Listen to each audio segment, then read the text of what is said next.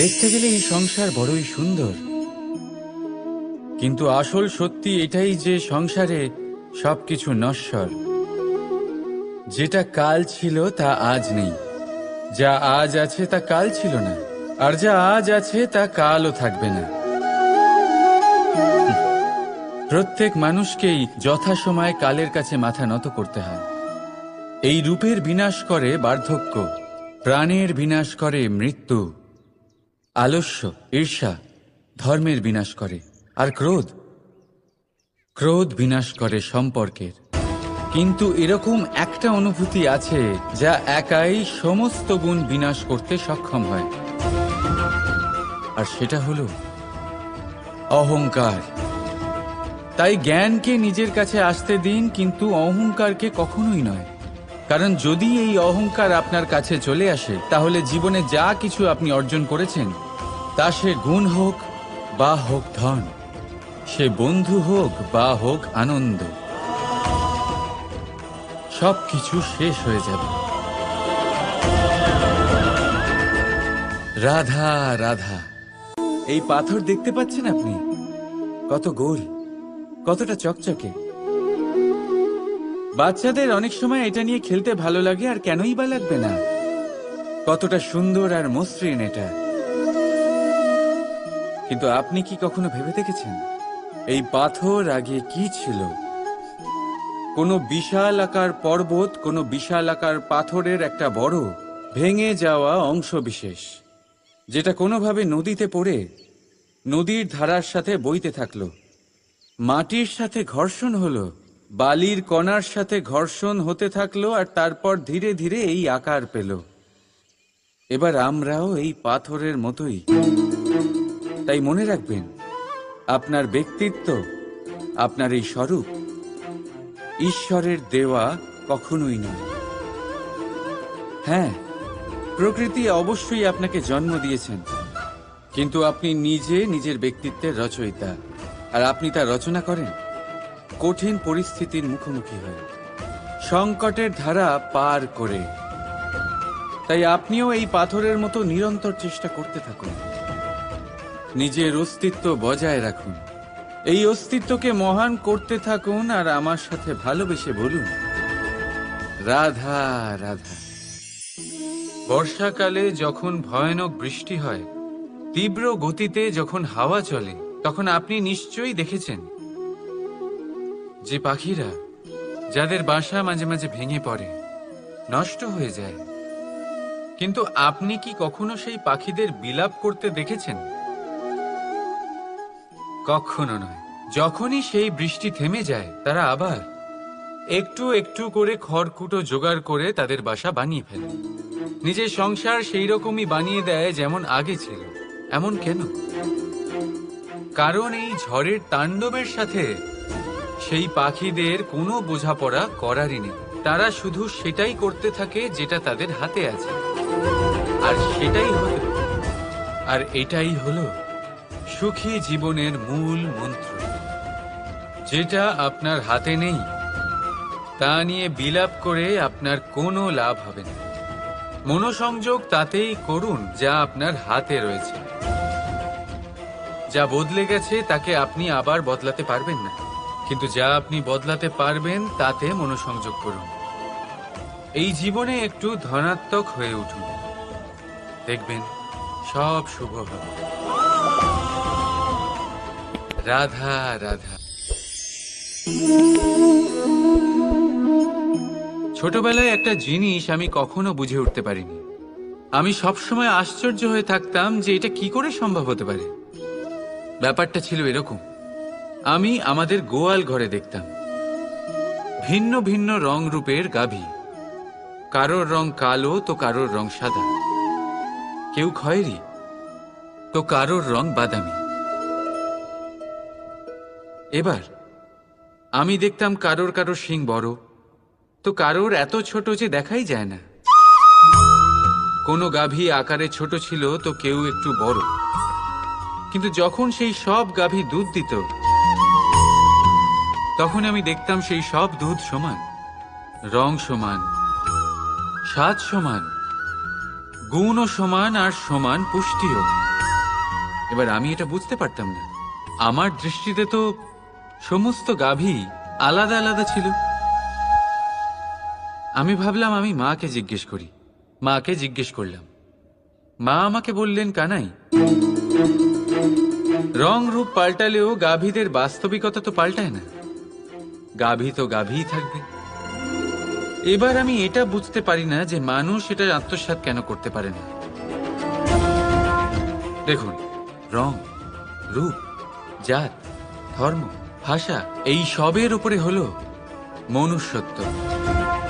আর মনুষ্যত্বের একটাই ধর্ম, আর সেটা হলো প্রেম। তাই এই প্রেম আপনি সকলের সাথে ভাগ করে নিন। প্রেমের সাথে সকলের সেবা করুন। এই মনুষ্যত্বর অমৃত চেখে দেখুন, আর আপনি বুঝে যাবেন যে আমরা কেউ আলাদা আলাদা নই, আমরা সবাই সমান। রাধা রাধা। সাগর, কত বিশাল হয় এই সাগর! কি না করতে পারে এই সাগর! এক মুহূর্তের মধ্যে সব ধ্বংস করে দিতে পারে, প্রলয় ডেকে আনতে পারে, সংসার মুছে ফেলতে পারে। এই সাগর জীবন জ্যোতি নিভিয়ে দিতে পারে। কিন্তু এই সাগর যা মেটাতে পারে না, তা হলো একজন তৃষ্ণার্তের তৃষ্ণা। অন্যদিকে এই ঘোড়া, যা এতটাই ছোট যে গোপিনীরা একসঙ্গে অনেকগুলো নিয়ে চলতে পারে, কিন্তু এই ছোট ঘোড়া অনেকের তৃষ্ণা মেটাতে পারে। এবার বলুন, জল সাগরেও আছে, আবার এই ঘোড়াতেও। তাহলে পার্থক্য কোথায়? এখানে পার্থক্য হলো তাদের আচরণের মধ্যে।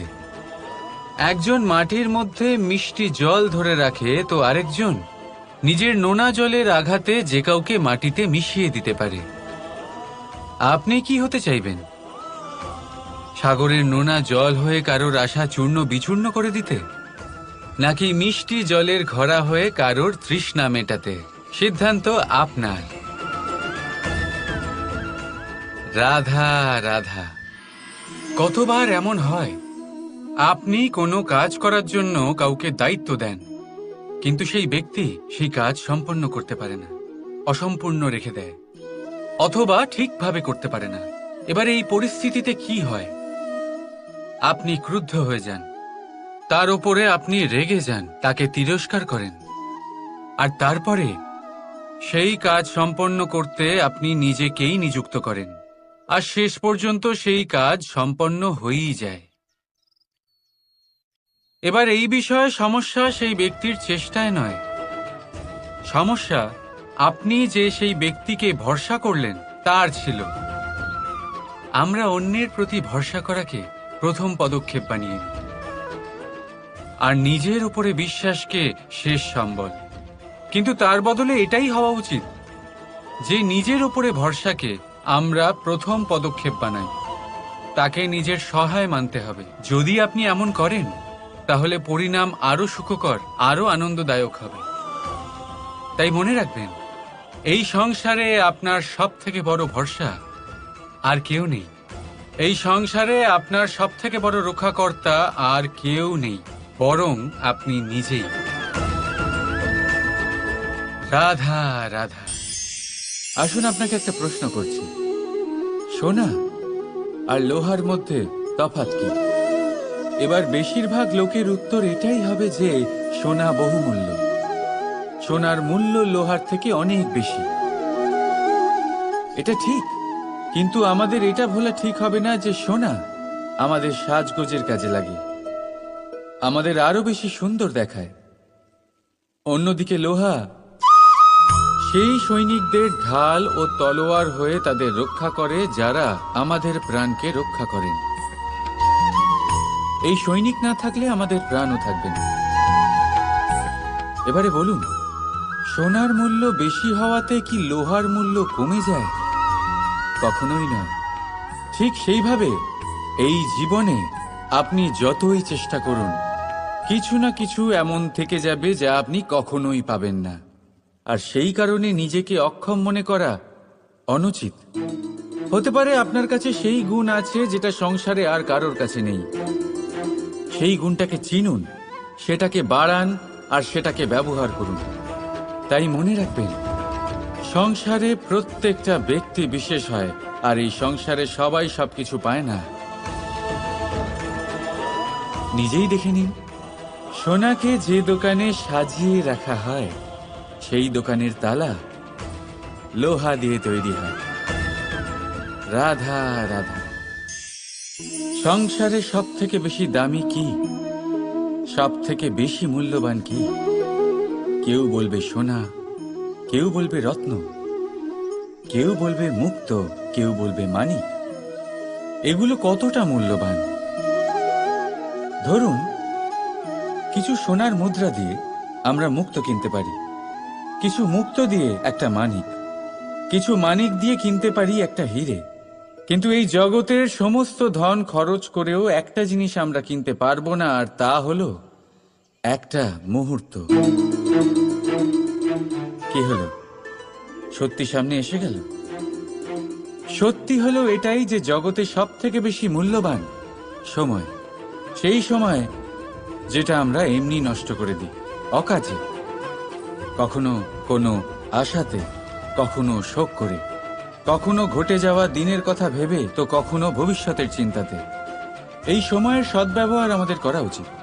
এই সময়ের সদ্ব্যবহার করে আমাদের ধন অর্জন করা উচিত, মহান কাজ করা উচিত, আমাদের ব্যক্তিত্বকে উদার করা উচিত, ভালো কাজ করা উচিত, সকলের সাথে আনন্দ ভাগ করা উচিত। যদি আমরা এই সংসার থেকে চলেও যাই, তাহলেও সময় আমাদের যেতে দেবে না, এখানেই স্থিত করে রাখবে, কারোর না কারোর জন্য প্রেরণা হয়ে বা কারোর মুখে কৃতজ্ঞতার হাসি ফুটিয়ে। রাধা রাধা। সূর্য এই সংসারে সব থেকে বেশি তেজস্বী, এই সূর্য সব থেকে বেশি উজ্জ্বল, সব থেকে বেশি শক্তিশালী। কিন্তু আপনি কি কখনো সূর্যোদয় দেখেছেন? এই শক্তিশালী সূর্য কিভাবে উদয় হয়? লাল রঙের আভার সাথে, সৌম্যতার সাথে, শান্তির সাথে উদয় হয়। কখনো সূর্যাস্ত দেখেছেন? সেই লাল রঙের আভা, সেই সৌম্যতা, সেই একই শান্তি। আর এটাই একজন মহান ব্যক্তিত্বের গুণ। যখন জীবনে উত্থান ঘটে তখনও অহংকার করেন না, সৌম্যতা বজায় রাখেন। আবার যখন জীবনে ক্ষতি হয় তখনও সৌম্যতা বজায় রাখেন। যদি আপনিও চান সূর্যের মতো আপনি সম্মান পাবেন, তাহলে সূর্যের মতন হন। যখন জীবনে আনন্দ আসে, কুশল আসে, তখন সীমা লঙ্ঘন করবেন না। যখন জীবনে দুঃখ আসে, কষ্ট আসে, বিনাশের পথে অগ্রসর হবেন না। সৌম্য থাকুন, শান্ত থাকুন, সূর্যের মতো চকচক করতে থাকুন। কারণ সব মুহূর্তের মতোই এটাও একটা মুহূর্ত। তাতে আপনি আনন্দ লাভ করুন বা পান দুঃখ, এই মুহূর্ত অবশ্যই চলে যাবে। রাধা রাধা।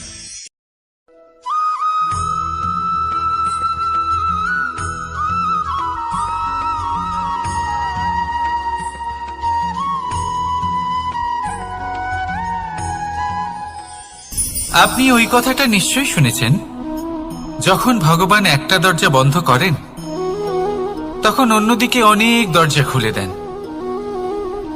এবার এই দরজা, এই সমস্ত পথ আমরা দেখতে পাই না, অনেক সময় আমরা বুঝতে পারি না, হারিয়ে যায় সব। কখনো কখনো মনে হয় যে এই কথাটাই মিথ্যে, কিন্তু আসলে তা তো নয়। তাহলে হারিয়ে যায় কেন? কারণ আমরা সময় নষ্ট করি এই দরজার দিকে তাকিয়ে থেকে। ভাবি এই বুঝি দরজা খুলবে, এবার দরজা খুলবে। অপেক্ষা করতে করতে আমরা অনেক সময় নষ্ট করে ফেলি। এত সময় নষ্ট করি যে আমরা দেখতে পাই না, খুঁজে পাই না সেই সমস্ত দরজা আর পথ যা আমাদের জন্য খোলা রয়েছে। যদি খুঁজেই না পাই তাহলে তা ব্যবহার করব কি করে? মনে রাখুন, ভগবান সব সময় আমাদের সাথে রয়েছেন, আমাদের সাহায্য করছেন। এই পথ সব সময় আছে, সর্বত্র আছে।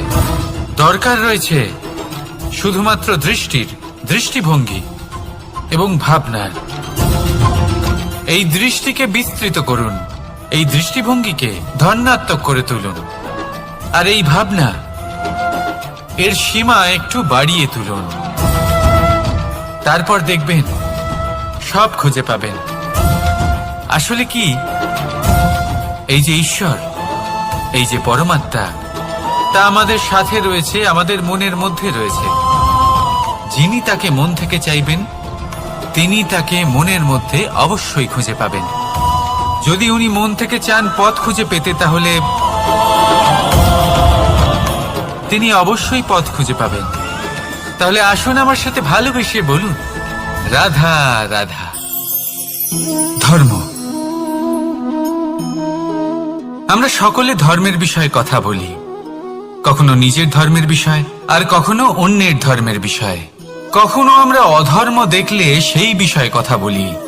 অনেক রকম আলোচনা হয়, কিন্তু এই ধর্ম আসলে কি, সেটা কি কেউ বোঝে? যদি আমি আপনাকে উত্তর দিই, এই উত্তর সরল।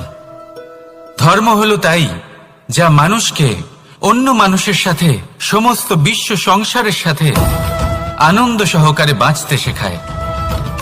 সেই জন্য আপনি যদি কখনো কোনো ধর্মীয় স্থানে যান, সেই ধর্মীয় স্থানে গিয়ে আপনার শান্তির অনুভূতি হয়, তাই না? কিন্তু দেখুন, ধর্মের জ্ঞান থাকলেই সেই মানুষ ধর্মের পথে চলতে পারবে এমন কোনো কথা নেই। অনেক সময় সম্পর্কে যখন সংঘর্ষ বেড়ে যায়, তখন ইচ্ছের জন্ম হয়, ক্রোধের জন্ম হয়, অহংকারের জন্ম হয়, আর তারপর বিনাশ হয়ে যায় এই ধর্মের। সেই জন্য দ্বিতীয় সব থেকে গুরুত্বপূর্ণ গুণ যা আমার সারথীর মধ্যে থাকা উচিত, তা হলো ধর্মবীর হওয়া। এবার দেখতে হবে সেটাই যে কে হবে সেই ব্যক্তি যিনি এই স্বয়ম্বরে নিজের ধর্মে অটল থাকবেন। কারণ সেই ব্যক্তি এই সংসার থেকে সরে এসে ধর্মের পুনঃস্থাপনের এই মহাকার্যে আমার সারথি হতে পারবেন। তাহলে আসুন আমার সাথে ভালোবেসে বলুন, রাধা রাধা। কর্ম, ধর্ম, জ্ঞান, এই 3 স্তরে অনেক মানুষ পৌঁছতে পারেন। অনেকে এই পরীক্ষা দিয়ে তাতে উত্তীর্ণ হয়ে যেতে পারেন, কিন্তু শিখরে পৌঁছে শাসন তিনিই করতে পারেন যার কাছে এই চতুর্থ গুণটিও থাকে, সমর্পণ। অত্যন্ত গুরুত্বপূর্ণ একটা গুণ এটা। এই সমর্পণ আসলে অত্যন্ত গুরুত্বপূর্ণ। পূর্ণ সমর্পণ দরকার নিজের লক্ষ্যের প্রতি, সমর্পণ নিজের কর্তব্যের প্রতি, সমর্পণ নিজের আত্মার থেকে নির্গত স্বরের প্রতি, সমর্পণ নিজের রথির প্রতি, অর্থাৎ আমার প্রতি। এবার এই পরীক্ষায় অত্যন্ত কঠিন এক বাঁক আসতে চলেছে, যেখানে সারথীকে সমর্পণের নিরিখে পরীক্ষা করা হবে, আর তাতে উত্তীর্ণ হওয়ার পরেই তার হাতে ধর্ম স্থাপনের রথের রাশ তুলে দেওয়া হবে। দেখা যাক কি হয়। ততক্ষণ আপনি প্রসন্ন থাকুন আর আমার সাথে ভালোবেসে বলুন, রাধা রাধা। দেখতে গেলে এই সংসার বড়ই সুন্দর, কিন্তু আসল সত্যি এটাই যে সংসারে সবকিছু নশ্বর। যেটা কাল ছিল তা আজ নেই, যা আজ আছে তা কাল ছিল না, আর যা আজ আছে তা কালও থাকবে না। প্রত্যেক মানুষকেই যথাসময়ে কালের কাছে মাথা নত করতে হয়। এই রূপের বিনাশ করে বার্ধক্য, প্রাণের বিনাশ করে মৃত্যু, আলস্য, ঈর্ষা ধর্মের বিনাশ করে, আর ক্রোধ বিনাশ করে সম্পর্কের। কিন্তু এরকম একটা অনুভূতি আছে যা একাই সমস্ত গুণ বিনাশ করতে সক্ষম হয়, আর সেটা হলো অহংকার। তাই জ্ঞানকে নিজের কাছে আসতে দিন, কিন্তু অহংকারকে কখনোই নয়। কারণ যদি এই অহংকার আপনার কাছে চলে আসে, তাহলে জীবনে যা কিছু আপনি অর্জন করেছেন তা সে গুণ হোক বা হোক ধন, সে বন্ধু হোক বা হোক আনন্দ, সবকিছু শেষ হয়ে যাবে। রাধা রাধা। এই পাথর দেখতে পাচ্ছেন আপনি? কত গোল, কতটা চকচকে। বাচ্চাদের অনেক সময় এটা নিয়ে খেলতে ভালো লাগে, আর কেনই বা লাগবে না। কতটা সুন্দর আর মসৃণ এটা। কিন্তু আপনি কি কখনো ভেবে দেখেছেন এই পাথর আগে কি ছিল? কোনো বিশাল আকার পর্বত, কোনো বিশাল আকার পাথরের একটা বড় ভেঙে যাওয়া অংশ বিশেষ, যেটা কোনোভাবে নদীতে পড়ে নদীর ধারার সাথে বইতে থাকলো। মাটির সাথে ঘর্ষণ হলো, বালির কণার সাথে ঘর্ষণ হতে থাকলো, আর তারপর ধীরে ধীরে এই আকার পেল। এবার আমরাও এই পাথরের মতোই। তাই মনে রাখবেন, আপনার ব্যক্তিত্ব, আপনার এই স্বরূপ ঈশ্বরের দেওয়া কখনোই নয়। হ্যাঁ, প্রকৃতি অবশ্যই আপনাকে জন্ম দিয়েছেন, কিন্তু আপনি নিজে নিজের ব্যক্তিত্বের রচয়িতা। আর আপনি তা রচনা করেন কঠিন পরিস্থিতির মুখোমুখি হয়ে, সংকটের ধারা পার করে। তাই আপনিও এই পাথরের মতো নিরন্তর চেষ্টা করতে থাকুন। নিজের অস্তিত্ব বজায় রাখুন, এই অস্তিত্বকে মহান করতে থাকুন, আর আমার সাথে ভালোবেসে বলুন, রাধা রাধা। বর্ষাকালে যখন ভয়ানক বৃষ্টি হয়, তীব্র গতিতে যখন হাওয়া চলে, তখন আপনি নিশ্চয়ই দেখেছেন যে পাখিরা, যাদের বাসা মাঝে মাঝে ভেঙে পড়ে, নষ্ট হয়ে যায়। কিন্তু আপনি কি কখনো সেই পাখিদের বিলাপ করতে দেখেছেন? কখনো নয়। যখনই সেই বৃষ্টি থেমে যায়, তারা আবার একটু একটু করে খড়কুটো জোগাড় করে তাদের বাসা বানিয়ে ফেলে।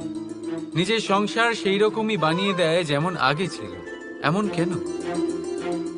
কারণ এই ঝড়ের তাণ্ডবের সাথে সেই পাখিদের কোনো বোঝাপড়া করারই নেই। তারা শুধু সেটাই করতে থাকে যেটা তাদের হাতে আছে, আর এটাই হলো সুখী জীবনের মূল মন্ত্র।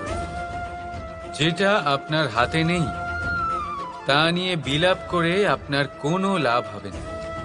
মনোসংযোগ তাতেই করুন যা আপনার হাতে রয়েছে।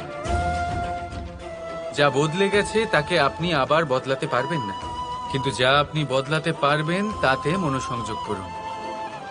এই জীবনে একটু ধনাত্মক হয়ে উঠুন, দেখবেন সব শুভ হবে। রাধা রাধা। ছোটবেলায় একটা জিনিস আমি কখনো বুঝে উঠতে পারিনি। আমি সবসময় আশ্চর্য হয়ে থাকতাম যে এটা কি করে সম্ভব হতে পারে।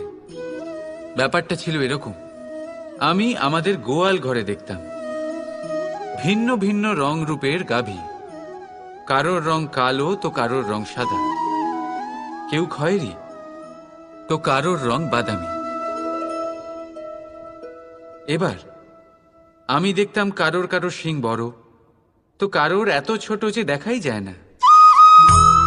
কোনো গাভী আকারে ছোট ছিল তো কেউ একটু বড়। কিন্তু যখন সেই সব গাভী দুধ দিত, তখন আমি দেখতাম সেই সব দুধ সমান, রং সমান, স্বাদ সমান, গুণও সমান, আর সমান পুষ্টিও। এবার আমি এটা বুঝতে পারতাম না। আমার দৃষ্টিতে তো সমস্ত গাভী আলাদা আলাদা ছিল। আমি ভাবলাম আমি মাকে জিজ্ঞেস করি। মাকে জিজ্ঞেস করলাম। মা আমাকে বললেন, কানাই, রং রূপ পাল্টালেও গাভীদের বাস্তবিকতা তো পাল্টায় না। গাভী তো গাভীই থাকবে। এবার আমি এটা বুঝতে পারি না যে মানুষ এটা আত্মসাৎ কেন করতে পারে না। দেখুন, রং, রূপ, জাত, ধর্ম, ভাষা, এই সবের উপরে হলো মনুষ্যত্ব। আর মনুষ্যত্বের একটাই ধর্ম, আর সেটা হলো প্রেম। তাই এই প্রেম আপনি সকলের সাথে ভাগ করে নিন। প্রেমের সাথে সকলের সেবা করুন। এই মনুষ্যত্বর অমৃত চেখে দেখুন, আর আপনি বুঝে যাবেন যে আমরা কেউ আলাদা আলাদা নই, আমরা সবাই সমান। রাধা রাধা। সাগর, কত বিশাল হয় এই সাগর! কি না করতে পারে এই সাগর! এক মুহূর্তের মধ্যে সব ধ্বংস করে দিতে পারে, প্রলয় ডেকে আনতে পারে, সংসার মুছে ফেলতে পারে। এই সাগর জীবন জ্যোতি নিভিয়ে দিতে পারে। কিন্তু এই সাগর যা মেটাতে পারে না, তা হলো একজন তৃষ্ণার্তের তৃষ্ণা।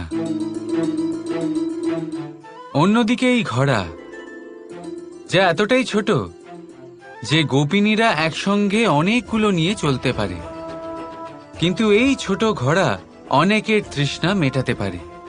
এবার বলুন, জল সাগরেও আছে, আবার এই ঘোড়াতেও। তাহলে পার্থক্য কোথায়? এখানে পার্থক্য হলো তাদের আচরণের মধ্যে। একজন মাটির মধ্যে মিষ্টি জল ধরে রাখে, তো আরেকজন নিজের নোনা জলের আঘাতে যে কাউকে মাটিতে মিশিয়ে দিতে পারে। আপনি কি হতে চাইবেন? সাগরের নোনা জল হয়ে কারোর আশা চূর্ণ বিচূর্ণ করে দিতে, নাকি মিষ্টি জলের ঘোড়া হয়ে কারোর তৃষ্ণা মেটাতে? সিদ্ধান্ত আপনার। রাধা রাধা। কতবার এমন হয়, আপনি কোনো কাজ করার জন্য কাউকে দায়িত্ব দেন, কিন্তু সেই ব্যক্তি সেই কাজ সম্পন্ন করতে পারে না, অসম্পূর্ণ রেখে দেয়, অথবা ঠিকভাবে করতে পারে না। এবার এই পরিস্থিতিতে কি হয়? আপনি ক্রুদ্ধ হয়ে যান, তার উপরে আপনি রেগে যান, তাকে তিরস্কার করেন, আর তারপরে সেই কাজ সম্পন্ন করতে আপনি নিজেকেই নিযুক্ত করেন, আর শেষ পর্যন্ত সেই কাজ সম্পন্ন হয়েই যায়। এবার এই বিষয়ে সমস্যা সেই ব্যক্তির চেষ্টায় নয়, সমস্যা আপনি যে সেই ব্যক্তিকে ভরসা করলেন তার ছিল। আমরা অন্যের প্রতি ভরসা করাকে প্রথম পদক্ষেপ বানিয়ে নিই, আর নিজের উপরে বিশ্বাসকে শেষ সম্বল। কিন্তু তার বদলে এটাই হওয়া উচিত যে নিজের উপরে ভরসাকে আমরা প্রথম পদক্ষেপ বানাই, তাকে নিজের সহায় মানতে হবে। যদি আপনি এমন করেন, তাহলে পরিণাম আরো সুখকর, আরো আনন্দদায়ক হবে। তাই মনে রাখবেন, এই সংসারে আপনার সব থেকে বড় ভরসা আর কেউ নেই। এই সংসারে আপনার সব থেকে বড় রক্ষাকর্তা আর কেউ নেই, বরং আপনি নিজেই। রাধা রাধা। আসুন আপনাকে একটা প্রশ্ন করছি, সোনা আর লোহার মধ্যে তফাৎ কি? এবার বেশিরভাগ লোকের উত্তর এটাই হবে যে সোনা বহুমূল্য, সোনার মূল্য লোহার থেকে অনেক বেশি। এটা ঠিক, কিন্তু আমাদের এটা ভোলা ঠিক হবে না যে সোনা আমাদের সাজগোজের কাজে লাগে, আমাদের আরো বেশি সুন্দর দেখায়। অন্যদিকে লোহা সেই সৈনিকদের ঢাল ও তলোয়ার হয়ে তাদের রক্ষা করে, যারা আমাদের প্রাণকে রক্ষা করেন। এই সৈনিক না থাকলে আমাদের প্রাণও থাকবে না। এবারে বলুন, সোনার মূল্য বেশি হওয়াতে কি লোহার মূল্য কমে যায়? কখনোই নয়। ঠিক সেইভাবে এই জীবনে আপনি যতই চেষ্টা করুন, কিছু না কিছু এমন থেকে যাবে যা আপনি কখনোই পাবেন না, আর সেই কারণে নিজেকে অক্ষম মনে করা অনুচিত। হতে পারে আপনার কাছে সেই গুণ আছে যেটা সংসারে আর কারোর কাছে নেই। সেই গুণটাকে চিনুন, সেটাকে বাড়ান, আর সেটাকে ব্যবহার করুন।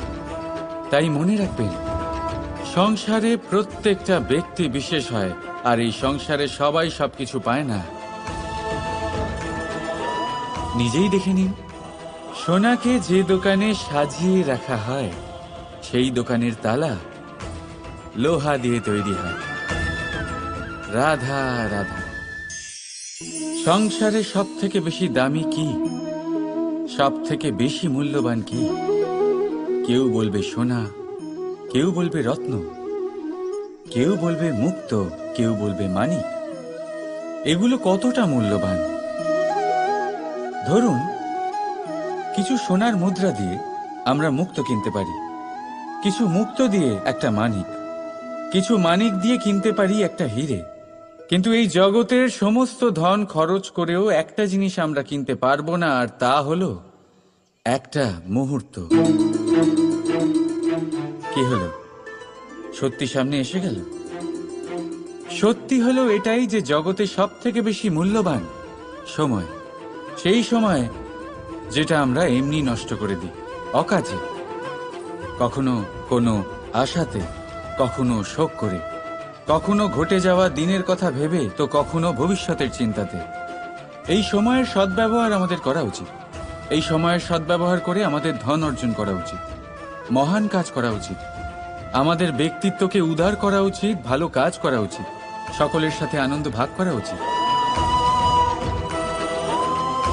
যদি আমরা এই সংসার থেকে চলেও যাই, তাহলেও সময় আমাদের যেতে দেবে না, এখানেই স্থিত করে রাখবে, কারোর না কারোর জন্য প্রেরণা হয়ে বা কারোর মুখে কৃতজ্ঞতার হাসি ফুটিয়ে। রাধা রাধা। সূর্য এই সংসারে সব থেকে বেশি তেজস্বী, এই সূর্য সব থেকে বেশি উজ্জ্বল, সব থেকে বেশি শক্তিশালী। কিন্তু আপনি কি কখনো সূর্যোদয় দেখেছেন? এই শক্তিশালী সূর্য কিভাবে উদয় হয়? লাল রঙের আভার সাথে, সৌম্যতার সাথে, শান্তির সাথে উদয় হয়। কখনো সূর্যাস্ত দেখেছেন? সেই লাল রঙের আভা, সেই সৌম্যতা, সেই একই শান্তি। আর এটাই একজন মহান ব্যক্তিত্বের গুণ। যখন জীবনে উত্থান ঘটে তখনও অহংকার করেন না, সৌম্যতা বজায় রাখেন। আবার যখন জীবনে ক্ষতি হয় তখনও সৌম্যতা বজায় রাখেন। যদি আপনিও চান সূর্যের মতো আপনি সম্মান পাবেন, তাহলে সূর্যের মতন হন। যখন জীবনে আনন্দ আসে, কুশল আসে, তখন সীমা লঙ্ঘন করবেন না। যখন জীবনে দুঃখ আসে, কষ্ট আসে, বিনাশের পথে অগ্রসর হবেন না। সৌম্য থাকুন, শান্ত থাকুন, সূর্যের মতো চকচক করতে থাকুন।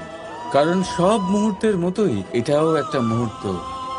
তাতে আপনি আনন্দ লাভ করুন বা পান দুঃখ, এই মুহূর্ত অবশ্যই চলে যাবে।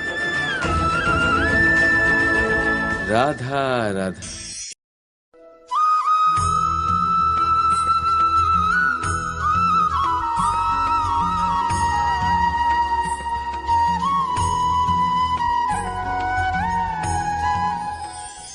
আপনি ওই কথাটা নিশ্চয়ই শুনেছেন, যখন ভগবান একটা দরজা বন্ধ করেন তখন অন্যদিকে অনেক দরজা খুলে দেন। এবার এই দরজা, এই সমস্ত পথ আমরা দেখতে পাই না, অনেক সময় আমরা বুঝতে পারি না, হারিয়ে যায় সব। কখনো কখনো মনে হয় যে এই কথাটাই মিথ্যে, কিন্তু আসলে তা তো নয়।